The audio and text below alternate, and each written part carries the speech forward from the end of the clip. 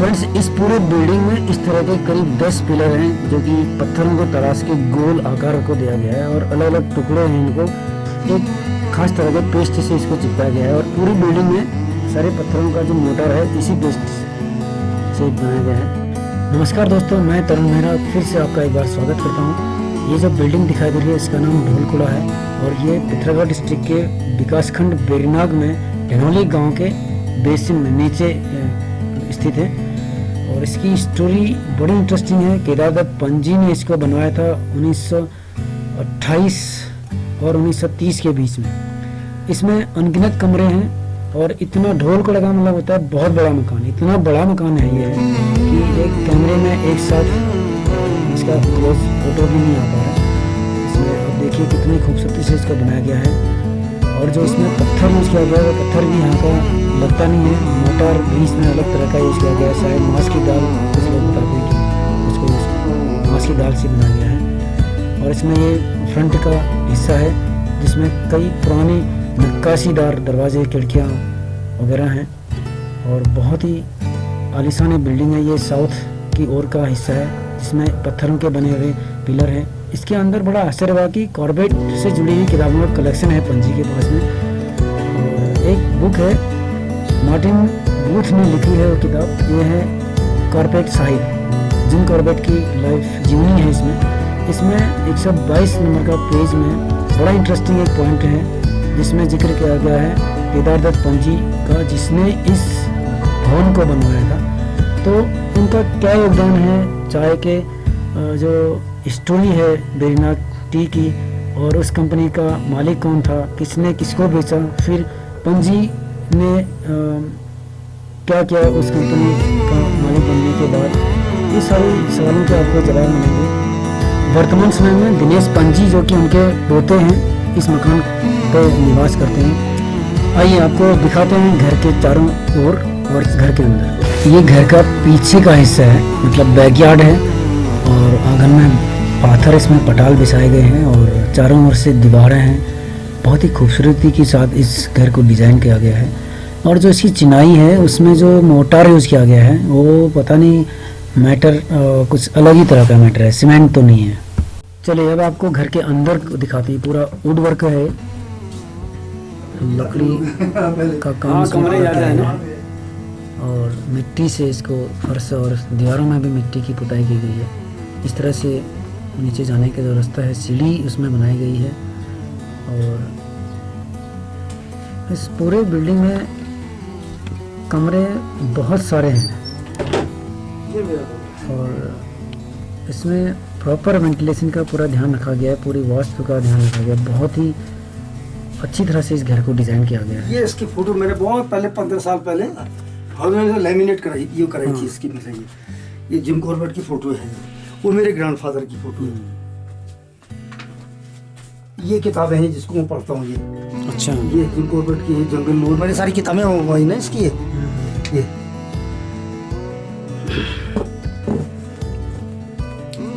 तो आपके दादाजी ने जिम कॉर्बेट के साथ में काम किया? बिल्कुल। चिट्ठी दिखाऊंगा तुम्हें। कैप्टन था ना उस टाइम ये। हाँ, कैप्टन जिम कॉर्बेट। ये तो फिर खैर ऑनरी लेफ्टिनेंट कर्नल रिटायर हुआ। इसकी जब किताब में पढ़ी तो मुझे पता लगा में ये कर्नल हो गया होगा। मैंने वो ध्यान नहीं रहा, वो कैप्टन ही लिखा दिया। अच्छा हाँ, ये इस तरह का है। अच्छा, मैं आपको डॉक्यूमेंट दिखा दूंगा, डॉक्यूमेंट भी आ जाएगा ना। हाँ, हैं? ये आपके ये तो मेरे भाई हुए, मतलब चाचा ताऊ हुए। ये इसमें बताता हूँ, ये मेरे फादर हैं। ये तो मेरे फादर हैं, ये मेरे ताऊ जी हैं। मेरे लक्ष्मीदत्त जी, इनकी पहले कंट्रोल की दुकान थी। ये मेरे सबसे छोटे चाचा जी हैं। चलिए आपको अंदर के कुछ कमरे दिखाते हैं। ये पूरा मिट्टी लकड़ी के पार्टीशन है, उसमें फिर मिट्टी का प्लास्टर किया गया है सारे कमरे और बहुत ही अच्छा तरीके से इसको मैनेज किया है। एक कमरे से दूसरे कमरे को डिस्टर्ब नहीं होगा। ये आप एक कमरा देखिए। हम आगे पर्यटन विभाग से ये उम्मीद करते हैं कि वो इसको विजिट करे और इसको हेरिटेज घोषित किया जाए। इसके बेसिस पे एक अच्छा टूरिज़्म इलाके में डेवलप किया जा सकता है, रोज़गार के अवसर कई और लोगों के लिए पैदा हो सकते हैं। तो इस तरह की बिल्डिंग का अस्तित्व में होना एक बहुत बड़ी बात है। तो पर्यटन से जोड़ने से एक तो जहाँ इलाके का विकास होगा, पर्यटन को और बढ़ावा मिलेगा, वहीं दूसरी तरफ इस घर को एक संरक्षण मिलेगा। ये घर को आज संरक्षित करने की बहुत ज़रूरत है, क्योंकि इसका एक्सटीरियर बाहर से और इसकी छत कई जगहों पे काफ़ी जर्जर हालत में है। लकड़ी में दीमक का अटैक हो गया है और दीवारों में पानी रिसने से मकान खतरे में आ गया है। देखिए कितना खूबसूरत कमरा है, उसकी सीलिंग देखिए, फॉल सीलिंग, और इतने बड़े साइज़ के बेडरूम्स हैं इसमें। अलमारी दीवार में इनबिल्ड है, काफ़ी बड़ा स्पेशियस अलमारीज हैं इसमें। आप कभी मौका मिलता है तो आप इसको ज़रूर देखिए जाके। और पणजी से हम कह रहे हैं कि क्यों ना इसे होम स्टे में तब्दील किया जाए। ये देखिए फायर प्लेस इस मिरर के सामने जो है। अगर आप इसकी छत में देखेंगे तो बहुत अच्छी तरह के जो बहुत पुराने ब्रिटिश बंगलोज होते थे उसमें जो पाए जाते थे ना, वो बनाए हुए फायर प्लेस की चिमनियाँ, वो करीब 7-8 चिमनियाँ हैं इसके अंदर, मतलब 6-7-8 इसमें फायर प्लेस हैं इसके अंदर। तो एक फायर प्लेस करीब 2-3-4 कमरों को इसमें गर्म रखता है, बॉटम से लेके ऊपर टॉप तक। ये एक लकड़ी का संदूक है जो कि लंदन से ही आया था। इसमें कुछ चाय से संबंधित कुछ प्रोसेस संबंधी करने वाली मशीनें आई थी, बता रहे हैं पणजी। और अभी भी ये इतना ठोस है कि लोहे का बॉक्स इसके सामने फेल है। तो इस तरह की और भी कई हेरिटेज से जुड़ी हुई चीज़ें इस घर में पणजी के पास कलेक्शन है। चलिए अब पणजी से सुनते हैं कि उनके पास किस तरह के दस्तावेज़ों का कलेक्शन है और उनके पास क्या कहानी है।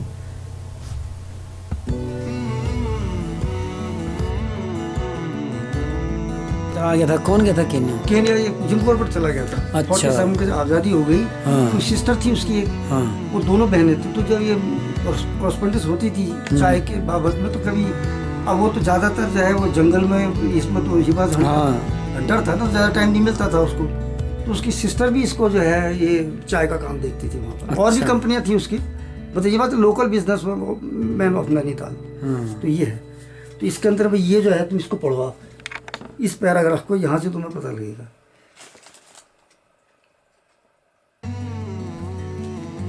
मैं रिकॉर्डिंग कर लेता हूँ ना इसका। हाँ ये दिख जाएगा ये इससे लेके यहाँ तक इसका जिक्र है। ये किताब ही इस बात का सबूत है कि जो कौन सी किताब है? पंत जी थे वो किस तरह से जिम कॉर्बेट की कंपनी मैथ्यू एंड कंपनी, जो कि वेरिनाग टी कंपनी के नाम से भी जानी जाती थी, उसके मैनेजर हुए और बाद में फिर उन्हें ही इसकी पूरी ऑनरशिप ले ली थी। और आप इस किताब को ज़रूर पढ़िए। राइटिंग तो बड़ी तगड़ी है। अरे उनकी तो राइटिंग ठीक है, ये आ गया ना। ये किस पर्पज से होगा लेकिन? हाँ अब ये है कि चिट्ठी, ये कहने की चिट्ठी भैया, मतलब ये रहेगा कि इन्होंने इनके साथ में काम किया। ये मेरे ग्रैंडफादर की केदार दत्त मन। हाँ। ये सेकंड पेज आया है ना ये।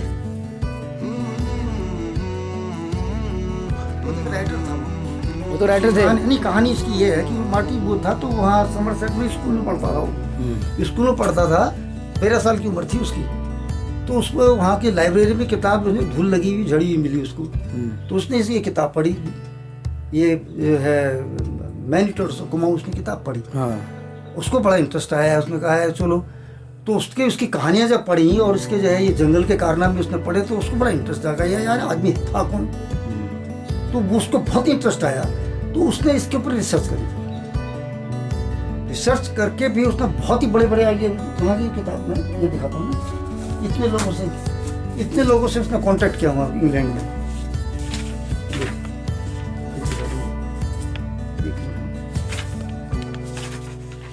ये तो खैर इसमें तुम्हें करने की जरूरत, मैं बता रहा हूँ तुम्हें। इतने लोगों से जो है ये जो तो हिंदुस्तान में कमिश्नर रहे या बड़े बड़े लोग रहे, इन लोगों से कांटेक्ट किया उसने।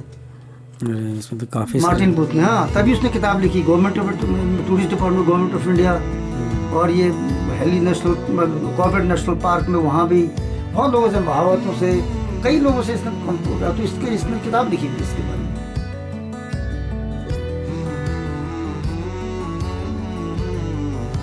वो ये कहता है कि इनके बगैर में किताब नहीं लिख सकता था। इतने लोगों को कांटेक्ट करा उसने इंग्लैंड में, उस टाइम होंगे ना वहाँ पर वो, अब वो तो पूरी तह में चले जाते हैं ये लोग तो इन लोगों को कोई कंजर्वेटिव फॉरेस्ट रहे, कोई चीफ जस्टिस रहे, कोई ब्रिगेडियर जनरल रहे, तो इनके साथ संबंध था इसका। क्योंकि चाय तो जाती थी हमारी, ये तो चाय आर्मी को ज़्यादा जाती थी आर्मी की सप्लाई थी ना। ये सब फिर ब्रिगेडियर जनरल को भेज दिया ना। अच्छा, इससे ये जो उसने खोला था ना बेरीनाग में, जब उसने काम खोला चाय का, हाँ, ये जो कंपनी खोली उसने, ये वो लेटर है इसका, ये इसके दस्तखत हैं ये। मतलब बेरीनाग की चाय का जो काम सबसे पहले कॉर्बेट ने किया था। करेक्ट, सबसे पहले भी अंग्रेजों ने किया होगा, लेकिन अच्छे लेवल पे, हाँ, बड़े लेवल पे इसने जो है इसने खरीदा। तो ये जो उसने खरीदा कॉर्बेट ने, ये वो चिट्ठी है ये। अब चाहे तुम इससे ले लो और चाहे ये इसी से मैंने जो है वो करा है। हाँ, उससे लेता हूँ। इससे आएगा, इससे आएगा ना ये सिर्फ दस्तखत है ये जिम, हाँ, कॉर्बेट लिखते हैं। तो ये वो लेटर है जो ये 1920 का लेटर है, एजेंट इलाहाबाद बैंक नैनीताल। तो ये मैं पढ़ के वैसे सुना दो। Dear sir, please open an account in the name of Berina tea company and credit all cheques and remittances जो बाहर से चेक आते हैं, अच्छा, receive from Berinag to the account.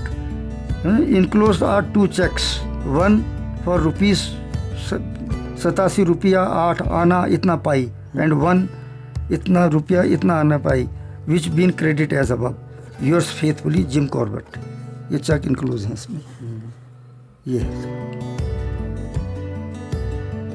1920 की बात है, 1920 लेटर बना था Allahabad bank agent.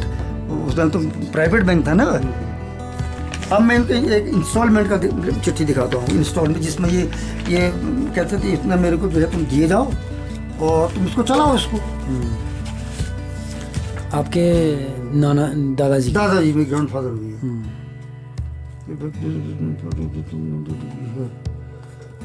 This day placed into the Allahabad bank limited Nainital to the credit of your account to the sum of 6000 rupees on account और instalment for the year as per agreement drawn. एक ये है, ये तो आ जाएगा ना क्लियर वैसे इसमें। हाँ, ये क्या चीज़ क्या है? ये इंस्टॉलमेंट की है। ये इसको देते थे ये कॉर्बेट को ना। ये 1923 का है। ये 1923 में एग्रीमेंट बनाई।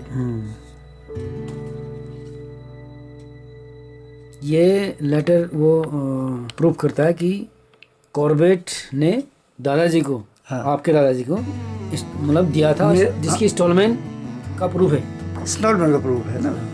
इन्होंने काम किया, बाद में एग्रीमेंट बना इसमें ये, हाँ, क्या अब तुम इसको चलाओ भाई, मेरे को तुम इतना दिए जाओ। ये 6000 मेरे को जो इंस्टॉलमेंट देते थे ना उसको, बाकी तुम कमाओ, बाद में तुम्हारी अपनी हो जाएगी। अंग्रेज जिन्होंने ईमानदारी से काम किया उनको तो अंग्रेज दे गए ना यहाँ। अब वो चला नहीं सके, वो बात है। एक और भी दिखाता हूँ चिट्ठी, इंस्टॉलमेंट की दिखाता हूँ। तो मालदार ने खरीद लिया बाद में। ये भी 1930 के अंदर में ये दान सिंह ने यह खरीद लिया। घर में एग्रीमेंट का दे दिया। एक मैं और दिखाता हूँ इसका, क्योंकि ये तो he was a naturalist, nature से तो बहुत प्यार था ना इसको।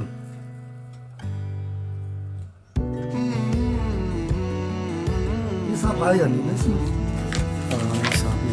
लेटर तो आपने कई हर तरह के रखे हैं इसमें। ये सब लेमिनेट कराया है मैंने, ये चाइनीज पेपर है ना ये, तो फट जाता है वो।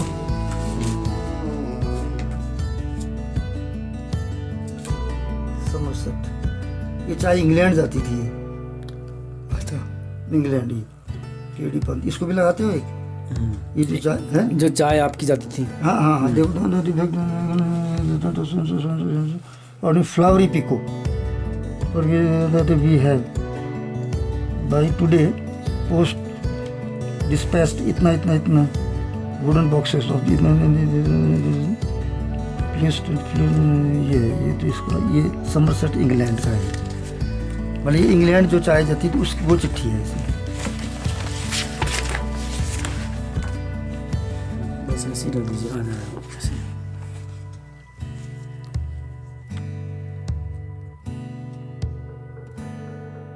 तो ये लेटर उसका सबूत है जो कि यहाँ से चाय सप्लाई होगी थी। हाँ, ऑथेंटिसिटी है ना ये।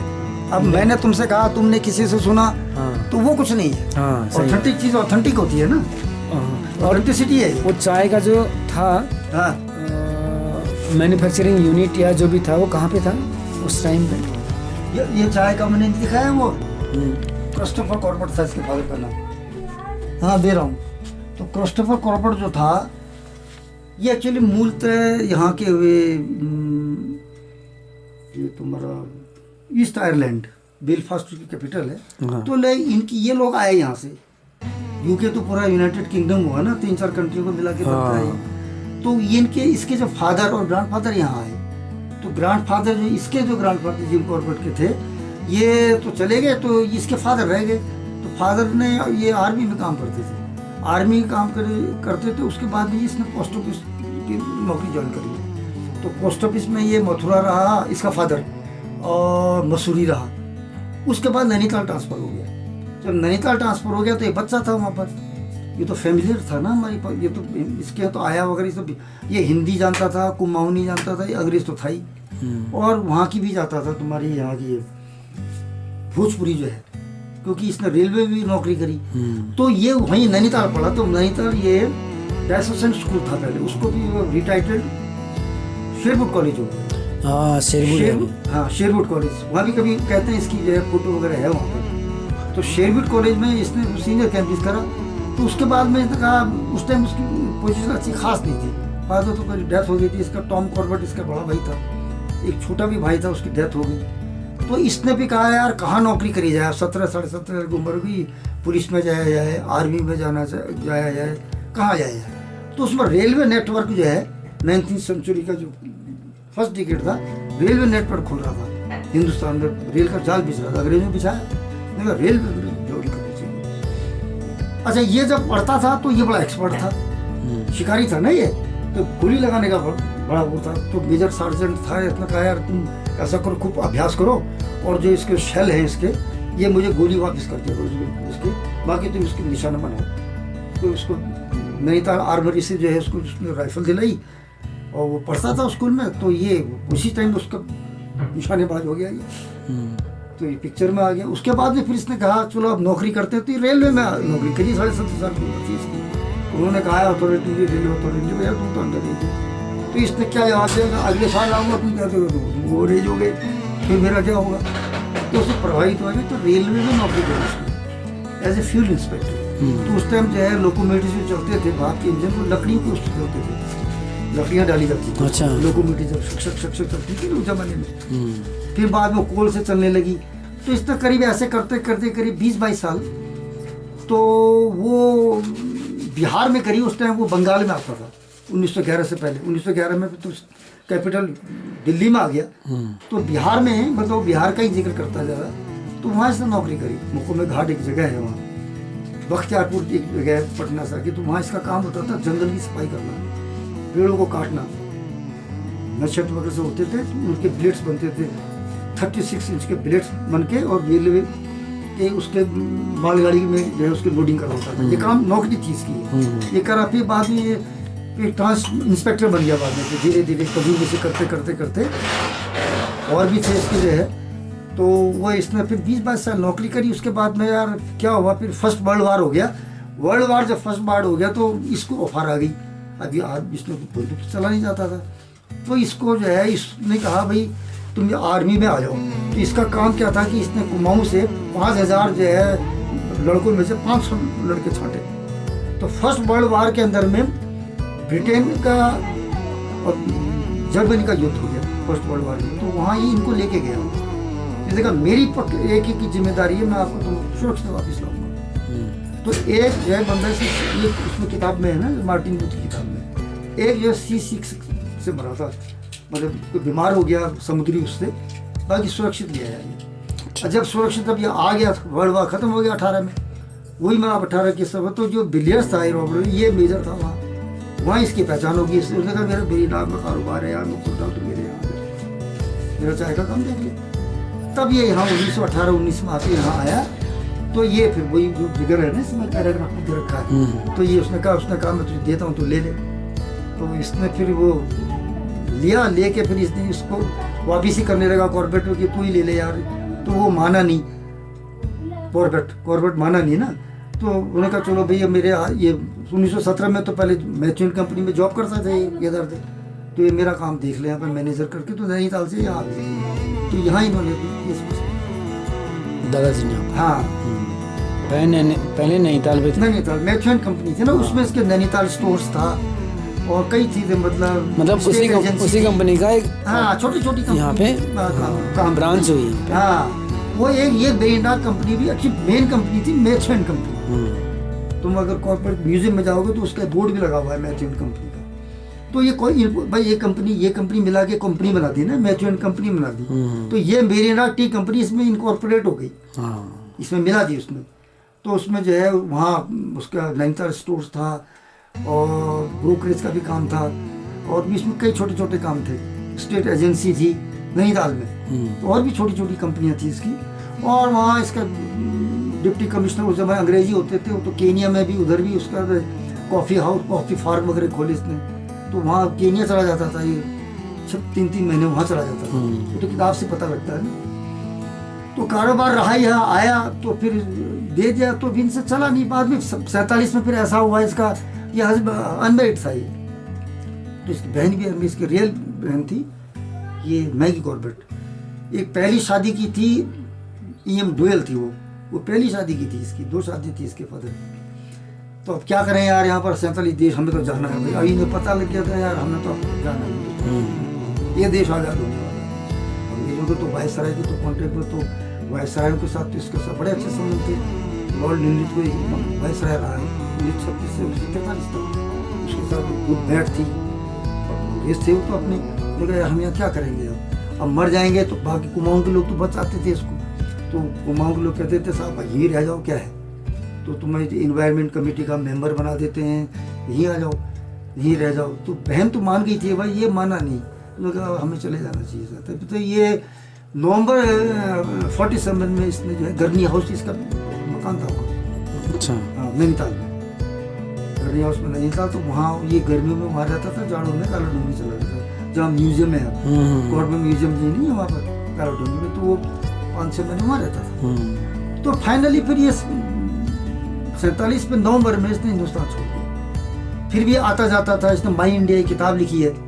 माई इंडिया के अंदर सब जो अपने हिंदुस्तानी के साथ में कैसे रहा, उसके पूरे तजुर्बे हैं, वो तो सब जानता था, हिंदी, भोजपुरी, इंग्लिश, कुमाऊनी सब जानता था वो। तो बहुत सारे उसके तो तजुर्बे लिखे हैं माई इंडिया में। माई इंडिया भी है ना सी किताब, जहाँ आनंद का वो होटल नहीं है, आनंद, उसके पीछे एक बिल्डिंग नहीं है टूटी, जो आनंद वालों खेतोली वालों का जो है वो नहीं है, वो बारात वगैरह करते हैं। आनंद पंजी का बारात घर है, बारात घर देखा है? अच्छा, उसके नीचे बैक में ये बिल्डिंग है, टीन शेड है ना, that is the tin shed. Okay, अच्छा, यहाँ फोटो है उसकी। हाँ, इसको निकाल के दिखा। वो चाय ये इनका काम मतलब कारखाना था, वो ऑफिस था, ऑफिस और कारखाना दोनों, वहाँ पे चाय बनती थी। हाँ, तोड़ के लाते होंगे वहाँ, उसके मैन्युफैक्चरिंग वहीं से देश भर दुनिया भर में सप्लाई घोड़ों में जाता था, घोड़ों में जाता होगा ऐसे हलवाई तक। हाँ। फ्रेंड्स, यही वो खंडहर है जहाँ पे बेरिंडा टी मैथ्यू एंड कंपनी काफ़ी बड़े लेवल पे चाय का इंटरनेशनल व्यापार करती थी। आज वो जर्जर और खंडहर कंडीशन में है।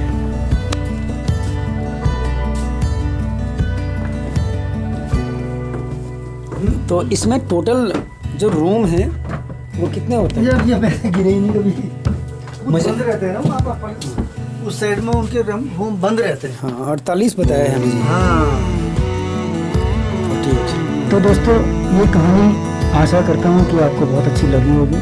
और वर्तमान समय में अगर आप इस ढोलकोड़ा को देखने जाते हैं और तो साथ में आपको एक और अपॉर्चुनिटी मिलती है, उस ऐतिहासिक चाय का जो फार्मूला अभी भी पंजी के पास है और वो बहुत छोटे लेवल पे अपनी फैमिली के लिए उसको बनाते हैं। आपको चाय पीने का वहाँ पे मौका मिल सकता है, आप जाइए और ज़रूर वहाँ पे उस बिल्डिंग को देखिए और इतिहास से रूबरू करिए अपने आप को।